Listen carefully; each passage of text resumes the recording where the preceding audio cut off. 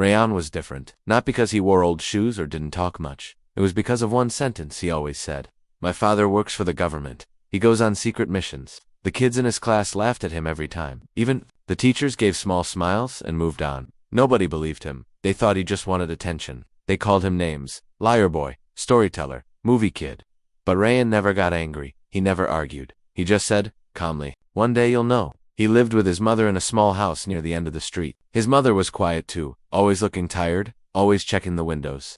She worked at a grocery store and never came to school events. No one saw her smile. No one saw her laugh.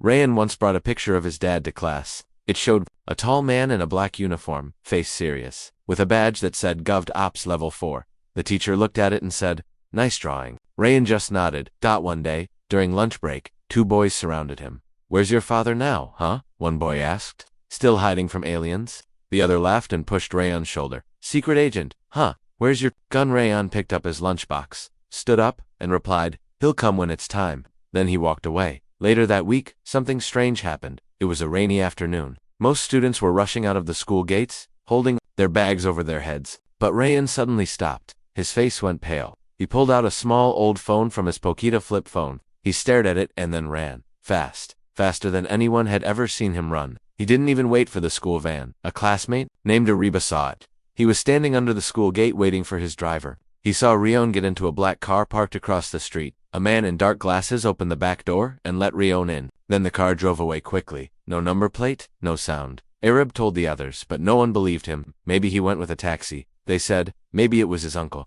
The story was forgotten by the next morning, but something else happened that no one could ignore. The school principal came into class 7B, where Rayan studied, looking serious. Does anyone know where the file for Rayan Ali is? She asked. Everyone looked at each other, confused. The principal explained that the student record file Rayan's file was missing from the office. Not just misplaced, gone. They checked the CCTV, but the footage from the night before was corrupted. It showed only black screens. The IT teacher said the system had never failed before. It was as if someone erased it on purpose. Rayan didn't come to school that day, or the next. When he returned after 2 days, his face had a bruise near his eye. The teacher asked what happened. I fell, he replied. Nothing more. But now, even the kids who called him a liar started whispering. What if he was telling the truth? One girl asked. Maybe his dad really is in the government. The tension grew when a substitute teacher came to class the following week. His name was Mr. Imran. He wore neat clothes, spoke softly, and seemed very interested in Rayan. Too interested. He always asked him questions. Not about studies, but about his family. Where does your mother work, Rayan? What's your father's full name? Have you traveled abroad recently? Rayan answered politely but briefly. He didn't trust the man. That evening, Rayan came home and found his mother sitting in the living room, staring at the wall. Her phone was in her hand, shaking slightly. Ammi, Rayan asked. She turned slowly. Her eyes were red. Did anyone ask about your father today? Rayan nodded. The new teacher. He kept asking strange things. She stood up quickly and locked all the doors and windows. Then she pulled Rayan close and whispered, we may have to leave. Again, Rayan asked, what's happening? She didn't answer. But that night, she cried when she thought Rayan was asleep. He heard her on the phone, whispering to someone. Tell him to stop hiding. They've found us. We can't run forever. The next day something happened that made the whole school fall silent. That same substitute teacher, Mr. Imran, was found lying unconscious outside the school gate. He had no ID, no phone, and no memory of what happened. The police were called. They took him away, but no one knew what to make of it.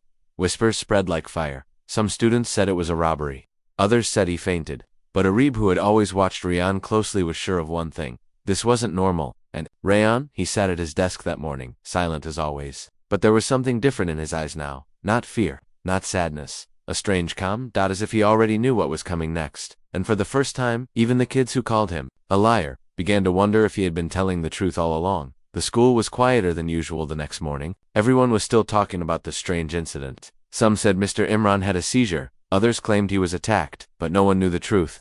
What made it even stranger was that the school principal told the students not to talk about it. It's being investigated, she said. Just focus on your studies. But how could anyone focus when a teacher collapsed at the gate without warning? The students were scared, the teachers were nervous, and Rayhan, he was the calmest of all. He came to class, sat at his desk like always, and didn't say a word. But Arib watched him carefully. Something had changed. His eyes looked sharper, more alert. Like he knew something others didn't. During recess, Arab followed Rayhan to the library. Rayhan sat at a back table, reading a book about maps and secret codes. Arib slowly approached him. Hey, he said. Rayan looked up. Do you remember that day? The black car that picked you up? Aribe asked. Rayhan didn't answer. I saw it, Aribe said. It had no number plate. The man driving it. He looked serious. Like a bodyguard or something. Rayhan finally spoke. You shouldn't talk about it. Why not? Aribe asked. Because it's dangerous, Rayhan said quietly. Then he closed the book and walked away. Later that day, a strange thing happened. During science class, the school's security officer entered and whispered something to the teacher. The teacher nodded and looked at Rayhan. Rayhan, the principal wants to see you. Rayhan stood up slowly and left the classroom. Everyone stared at him. 10 minutes passed, then 20, then 30. Rayhan didn't return.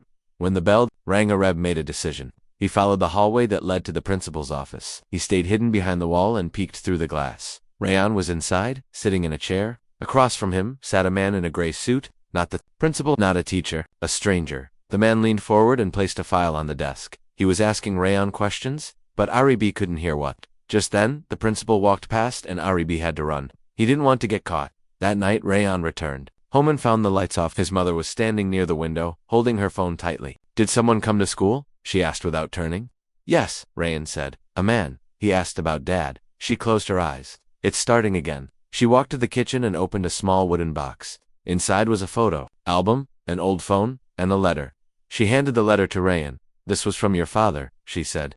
He told me to give it to you when the questions started again. Rayhan opened the letter with trembling hands. It said, if they come looking, it means I don't have much time. Rayhan, you're stronger than you know. Trust no one except your mother. And if you find this, go to the rooftop. Midnight, you'll find the first answer. Rayhan looked up. Rooftop of our house. She nodded. Yes, I've never been there, he said. There's a reason, she replied. At midnight, when the town was silent, Rayhan climbed up the back stairs that led to the rooftop.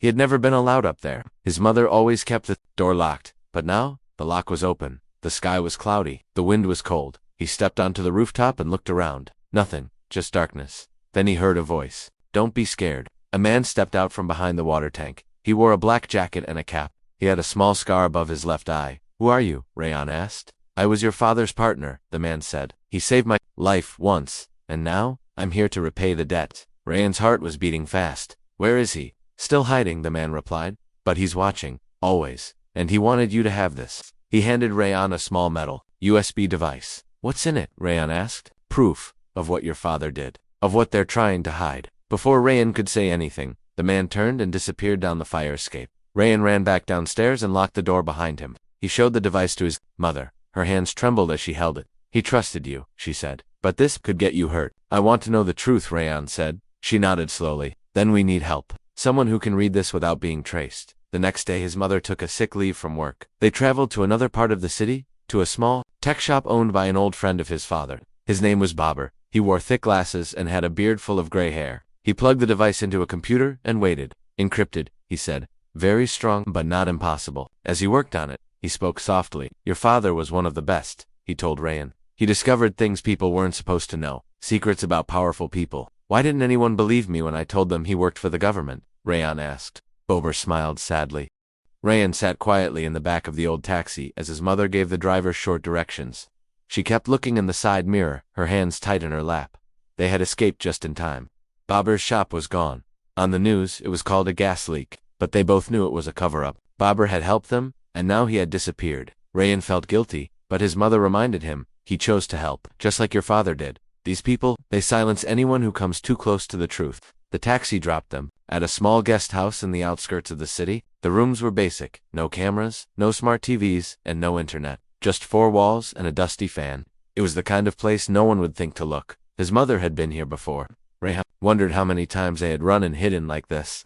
You need to stay here, she said. I'll go get supplies. Don't open the door for anyone, not even me, unless I say the code. What code? Rayhan asked. She looked at him seriously. The number I used to write in your lunchbox when you were small. Rayhan thought for a second, then nodded. Okay, she left. The room felt colder after she was gone. Rayhan sat on the bed and pulled out the USB. His fingers ran over its metal surface. Inside it was proof of everything. But right now it felt like a weight too big to carry. He turned it over and noticed something strange. Tiny letters etched on one side, R9D4, a code, a password. He didn't know. He tried to distract himself by looking around the room. That's when he noticed the window didn't have a lock. Moved closer. Through the glass he saw the road. Empty. But across the street, a car sat parked under a tree. It had been there since they arrived. The windows were dark. Rayhan's heart began to race. He stepped back from the window and closed the curtain. He checked the door. It was locked. But still, something didn't feel right. He looked around the room again and saw something that made his breath catch. A red light. Small, blinking, from the smoke detector above the bed. Rayan stood on the bed and looked closer. It wasn't a smoke detector. It was a camera. He jumped down and grabbed his bag. Someone was watching. He didn't know who, but they were close. He opened the door just a little to peek outside. The hallway was empty. Slowly, he stepped out and walked toward the back of the building. He found a small staircase that led down to the alley. He didn't wait. He ran, fast. His feet hit the ground hard, but he didn't stop. He turned corners, crossed streets, until he found a small park and sat behind a wall, hidden by tall grass. He pulled out the old phone his mother gave him. No internet, only messages. He typed. They found the room. I left. I'm safe. He sent it. 5 minutes passed. No reply. 10. Still nothing. Just when he was about to panic, a message came. Meet me at the market near the train station. Stall 12. I'll be there in 15 minutes. Rayan didn't know how far that was, but he stood up and started walking. He couldn't stay still. He had to keep moving. At the market, everything looked normal. People were selling fruit, clothes, tea. Kids were playing near the carts. It was noisy and full of life. Rayan walked slowly, his eyes scanning the numbers. Stall 9, 10, 11, then 12. He stopped. A woman stood behind the stall, selling books. She wore sunglasses and a scarf over her head. She looked up and smiled gently. Found you, she said. Rayan stared. It was not his mother. You're not, he began, but she cut him off. She sent me. She was taken. Rayan's chest tightened. Taken. The woman nodded, but not by them. By someone who still works with your father. She's safe, I promise. But we don't have much time. Who are you? Rayan asked. My name is Ikra. I used to work in the same unit as your father, before everything changed. She reached under the table and pulled out a small device. This will help us transfer the files without being traced. We need to take them to someone who can protect you. And the truth. Rayan hesitated. He didn't know if he could trust her, but he had no choice. He nodded. They walked through the crowd, taking turns, changing directions, until they reached a parking area. A motorbike stood waiting. Ikra handed Rayan a helmet. Hold on tight. The ride through the city felt like a blur. Every corner looked dangerous. Every mirror felt like a trap. But Ikra moved like someone who had done this before. Finally, they reached an old building near the city's edge. It looked like a warehouse. Ikra knocked 3 times, then twice quickly. The door opened. A man with gray hair and a scar on his neck let them in. This is him, he asked. Ikra nodded. Rayan, meet Colonel Hamid. He was your father's commanding officer. The man gave a small smile. You look just like him. Rayan handed over the USB. This has everything. Hamid plugged it into a computer and scanned the contents. His face turned serious. These files, they could destroy careers. Maybe even start a war. What do we do? Rayan asked. Hamid looked up. We protect you. We protect the truth. But we do it smart.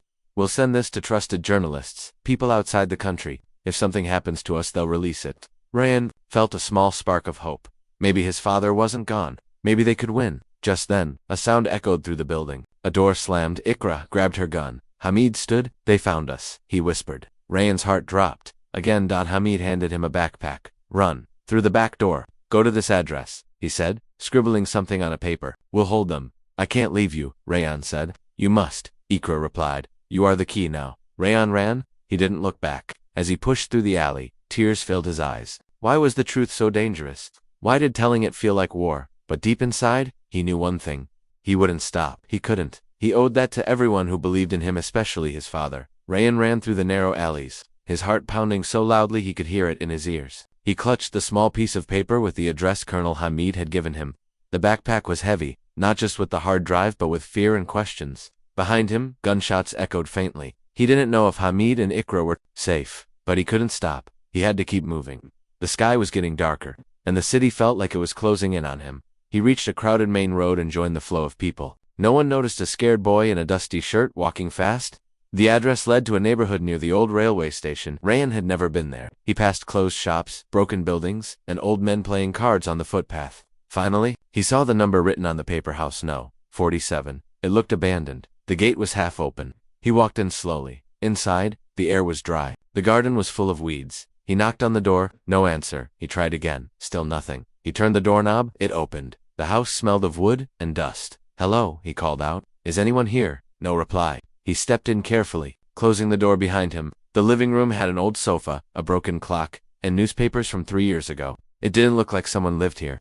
He sat down, his legs shaking. Suddenly, he heard a soft click. A shadow moved in the hallway. He froze. A tall woman stepped out, pointing a small pistol at him. Her voice was calm. Name. Rayan, he said quickly. Colonel Hamid sent me. She lowered the gun slightly. What proof? He took off his backpack and showed her the hard drive. She nodded once. Come with me. She led him to a room in the back of the house. It was filled with computers, monitors, and radio equipment. A map of the country was pinned on the wall, marked with red dots. My name is Mahan, she said. I used to work in signals. Your father trained me. She plugged the hard drive into her computer. As she opened the files, her expression changed. This is huge, she whispered. These names, these locations, this is more than we ever knew. Rehan watched as videos played on the screen. Secret meetings, conversations about illegal deals, tracking of innocent people. This is why they're after my father, Rehan said quietly. Mahan looked at him. And now they're after you too. She pulled out a box from under the table. Inside were 2 fake ID cards, a phone, and some cash. We need to move again. They'll track the last place. Rehan was tired, hungry, and scared, but he stood up. Where do we go now? To someone your father trusted more than anyone, she said. His brother? They left the house just before dawn, moving through side streets and using public transport. Mahan changed her scarf and glasses. Rayan wore a cap and kept his head down. After 6 hours of travel, they reached a quiet village near the mountains. The air was fresh, the roads were empty. They stopped in front of a small farmhouse. A tall man with a thick beard opened the door. His eyes filled with shock when he saw Rayan. Is it really you? He asked. Rayan nodded. Chachu, the man hugged him tightly. I thought you and your mother were gone. Mahan explained everything quickly. The man whose name was Kazim listened carefully. Your father used to send me letters, Kazim said. He told me if anything happened, I should protect you. I just never thought it would come to this. Rayan felt safe for the first time in days. That night, they sat by a small fire. Kasim told stories about Rayan's father, how brave he was, how he never gave up. He could have taken money and stayed quiet, Kasim said, but he chose the harder road. He believed the country deserved the truth. Rayan looked into the fire. I want to do the same. I want to finish what he started. Kasim placed a hand on his shoulder. The morning came with an uneasy silence. Birds chirped over the quiet hills, and the farmhouse seemed still, almost too calm. Inside, Rayan sat at the kitchen table, staring at the small television that kept replaying the news. Reporters repeated the same lines. Explosive documents leaked by a boy believed to be the son of a missing government officer have revealed decades of surveillance and corruption. The world had finally heard what his father tried to say for years. But instead of relief, Rayan felt the weight of danger grow heavier. Mahan came in holding her phone. They've started removing the videos, she said, frustrated. Some channels got threats. Others were forced to take them down. Kazim leaned on the wall nearby, arms crossed. We expected this. They'll try everything to bury the truth again. Rayan looked up. Then we have to do something more. We can't stop now. Mahan sat beside him. We're not stopping, but we have to move carefully. They'll track us next. As if on cue, the power flickered. Once, twice. Then the house went dark. Kasim rushed to the window. Generator wires have been cut, he said. Mahan grabbed her gun. Get to the basement, now. Rayan grabbed the hard drive and ran after them down a narrow staircase hidden behind the kitchen. The basement was cold and damp, filled with old storage boxes. Kazim locked the metal door behind them and pulled a hidden switch that lit a single, dim bulb above. Rayyan sat on a blanket, holding the hard drive tightly. His heart pounded. What if they find us? Mahan crouched beside him. They will. It's only a matter of time. That's why we need to split up. What do you mean? He asked. You'll go with Kazim to a safe house near the border, she said. I'll stay behind and delay them. If they capture me, they'll believe. The files are still here. No, Rayan said, his voice breaking. You've already lost Hamid and Ikra. I don't want to lose you too. Mahan placed a hand on his shoulder. You won't lose me, I promise. But your safety is more important now. Outside, the sound of tires screeching echoed through the hills. Kasim grabbed a bag and opened a hidden trapdoor in the basement. Floor, there's a tunnel, he explained. It leads to the woods behind the house. Mahan gave Rayan a small drive. This has a copy of everything. Guard it with your life. Rayan nodded, tears building in his eyes. Thank you, he whispered. For everything. Mahan smiled softly. You're your father's son. He'd be proud. They climbed down the trapdoor. It was dark, but the narrow tunnel led them, far away from the house. Behind them, faint shouting could be heard, then a loud bang. Rayan flinched. That was the front door, Kasim said. They're inside. They didn't stop. They kept walking until the tunnel opened into the forest. The trees were tall and the path rough, but Kazim seemed to know the way. We'll travel by night and rest by day, he said. We have to reach the safe house in 2 days. As they walked deeper into the forest, Rayan's mind wandered. He remembered the early days at school when no one believed him, when he sat alone, drawing pictures of his father in uniform, when he told stories no one listened to, and now, he was running through woods, hunted for telling the truth. That night, they camped near a small stream. Kazim made a small fire, carefully hidden under rocks. They ate dry bread and dates. Rayan looked up at the stars. Do you think my dad is still alive? He asked. Kazem was quiet for a moment. I don't know. But if he is, he's watching you. And he's proud. The next day they continued through the forest. By evening, Rayon's legs ached, but he didn't complain. Just as they reached a dirt road, they heard the sound of a helicopter. Kasim pulled him into the trees. The helicopter hovered for a few minutes, then moved away. They're searching the whole area, he said. We need to hurry. That night, they reached the edge of a small village. Hidden behind a hill was a tiny cottage, almost invisible in the dark. Kasim knocked twice, then paused, then once more. The door opened slowly. An old woman stood there, her eyes sharp. You brought the boy, she said. Come in. Inside, the cottage was warm and smelled of herbs. This is Dadi Gul, Kasim said. She's helped many people disappear. Rayon sat near the fire while Dadi Gul made tea. You're braver than most men, she said. But bravery comes with a price. I'm ready to pay it, Rayon replied. She smiled. Good, because you don't have a choice. The next morning, news broke across international media. A leaked audio clip of a senior official confessing to illegal surveillance and political cover-ups had gone viral. People protested in the streets. Activists demanded answers. And for the first time, someone on national television said the name Rayan Ali, son of the missing intelligence officer, may have sparked a revolution. Rayan watched the news in silence. His hands shook. It's happening, he whispered. They can't stop it now. But even as the world began to see the truth, the danger grew. That night, a drone passed over the cottage. Dadi Gul sent them to an underground shelter beneath her garden. Rayan and Kasim sat in the dark, listening to the hum of engines above. They won't stop, Rayan said. Not until we stop them first, Kasim replied. The next morning, Dadi Gul brought news. You'll be moved again, but this time, not to hide, to speak.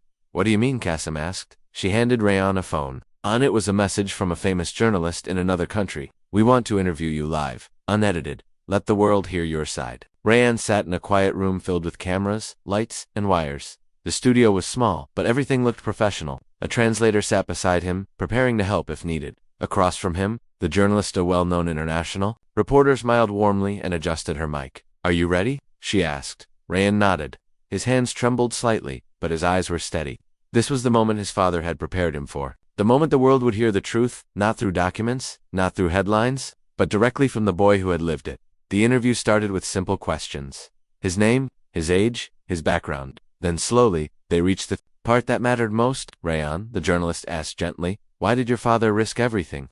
Rayan looked into the camera. Because he believed in honesty. He believed people deserved to know what's happening behind closed doors. He didn't want to destroy the country. He wanted to save it. He told the story of growing up without answers. The whispers, the moves, the fear, and finally, the hard drive. Tears filled the journalist's eyes. You're very brave, she said. I'm not brave, Rayan replied. I'm just tired of being silent. The interview lasted 40 minutes. By the end, millions were watching live. His name began trending globally. Some called him a hero, some questioned the story. But everyone was listening. That same night, while Rehan rested in a secure house arranged by the journalist's team, protests erupted in major cities. People held up signs with his father's name. Others carried pictures of Rehan. A new movement had begun, and he had become the face of it. But the ones who wanted to silence him were not finished. That same night, a black SUV was spotted outside the media building. Men in suits entered, asking for security footage and records of Rayan's visit. The journalist's team stalled them long enough to hide Rayan.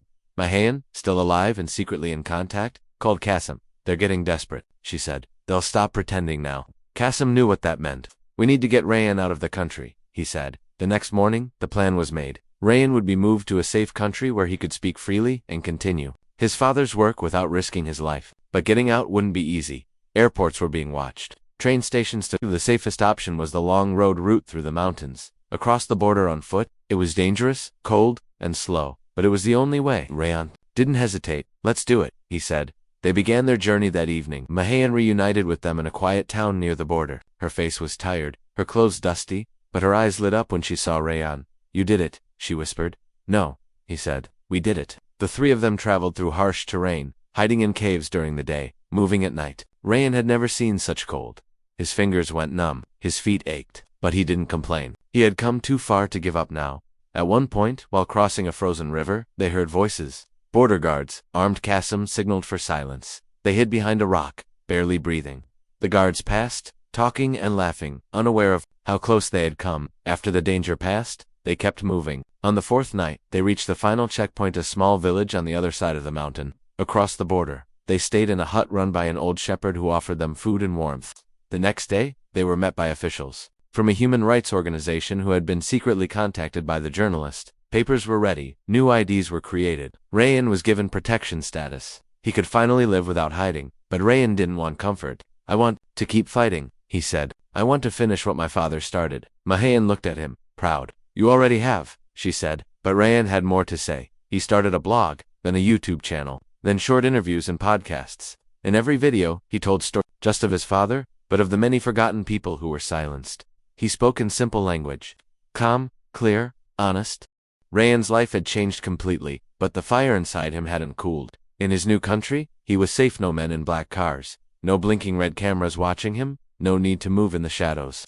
Yet the shadows hadn't disappeared. The people he had exposed were still powerful. Some were hiding, some still holding influence, and some plotting quietly. Rayan knew this was only a pause in a much longer battle, so he worked harder. His online platform grew fast. He wasn't just telling his own story anymore. He was telling the stories of others, whistleblowers, victims of surveillance, families silenced by fear. His videos were simple, spoken in calm, clear English, with subtitles in many languages. He wasn't trying to be dramatic, he was just honest. And honesty, somehow, was more powerful than anything else. One day Rayan received an encrypted email. It was from someone claiming to be a former agent. The message was brief. I have something your father left behind, something only you were meant to see. Attached was a map, an old one, marked with an X just outside the border town they had passed through weeks earlier. Rayan didn't respond immediately. It could be a trap, but it could also be real. He showed the message to Mahayan and Qasim, who had both stayed with him in the safe country. Mahayan stared at the map for a long time. This marking, it's familiar. I've seen this kind of code before. It's used by insiders to mark drop sites. Qasim frowned. It's too risky. What if it's bait? Rayan didn't blink. If it's something my father left for me, I need to go. Then we're going with you, Mahayan said firmly. The next week, using new IDs, they quietly returned to the border town, this time under different names and carefully planned routes. The air felt tense. The region was still under surveillance, and Rayan knew the wrong move could end everything. They followed the map up a rocky trail that led to an old shepherd's hut, long abandoned. Behind the hut, hidden under a pile of rocks, was a small metal box. Rayan's hand shook as he opened it. Inside, wrapped in a plastic sheet, was a notebook. He opened it slowly. The first page had his father's handwriting. If you're reading this, it means the truth has found its way into your hands, and I'm proud of you. Rayan's eyes filled with tears. He turned the pages. It wasn't just a message, it was a plan. Detailed lists of safe houses, secret contacts, passwords, names of people still working inside the system, people who might still want to help. This changes everything, Mahayan whispered. Qasim nodded. With this, we can go deeper. We can finish what your father started. They made copies of the notebook, storing them in encrypted drives and cloud backups. Then they destroyed the original, knowing it could never fall into the wrong hands. Back in the safe country, Rayan began reaching out to the names in the book carefully, one by one. Some refused to talk, some were afraid, but others responded. Anonymous tips began to come in. New evidence, new files, hidden projects that even Rayan's father hadn't uncovered. It was like opening a locked door that had been shut for years. Then came the unexpected, an invitation from the United Nations. A special session was being held on digital privacy and global surveillance. Rayan was asked to speak. Are you ready for this? Mahayan asked the night before he flew out. Rayan nodded slowly. I don't know if anyone is ever truly ready, but I'm not afraid. The next day he stood on a global stage.